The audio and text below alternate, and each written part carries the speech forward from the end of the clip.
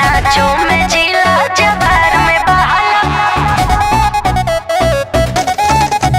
ओ में हारे के लइका से सोभे डराला।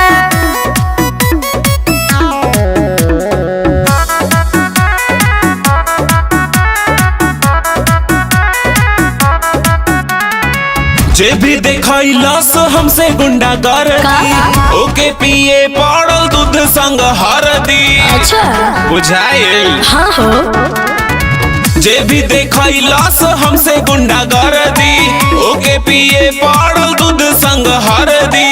धमाका हमरे ही सगरो सुनाला।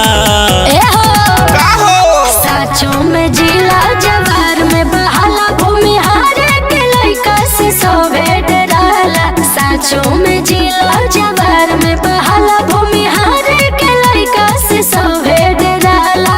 हारे के लइका से सोभे डराला। साँचों में जिला जवार में बहाला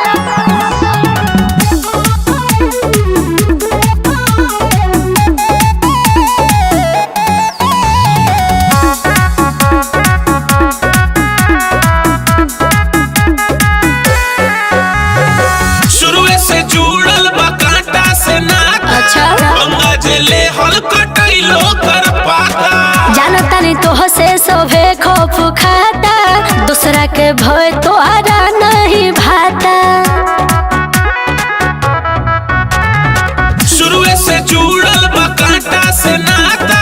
गंगा जले हल कटैलो कर पाता। जानता नहीं तो से सोभे खौफ खाता। दूसरा के भय तो आरा नहीं भाता।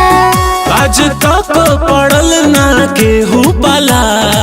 सुना हो साँचों में जिला जवार में बहाला भूमि हारे के लइका से सोभे डराला। साँचों में जिला जवार में बहाला भूमि हारे के लइका से सोभे डराला।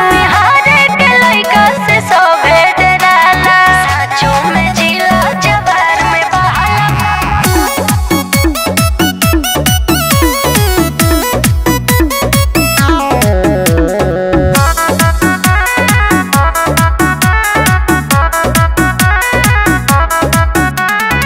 बड़ बड़ माफिया के होई हम गुरु। वर्दी के लोगे से पावर होला शुरू। जेवर से महंगा तो हार बढ़ुए तेवर। अमित सिन्हा के अलगे फलेवर। 100%। अरे बतावे ना पड़ी हो। बड़ बड़ माफिया के होई हम गुरु।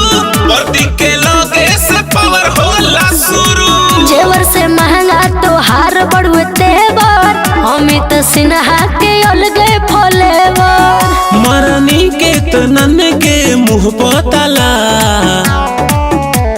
साँचों में जिला जवार में बहाला भूमि हारे के लइका से सोभे डराला। साँचों में जिला जवार में बहाला भूमि हारे के लइका से सोभे डराला।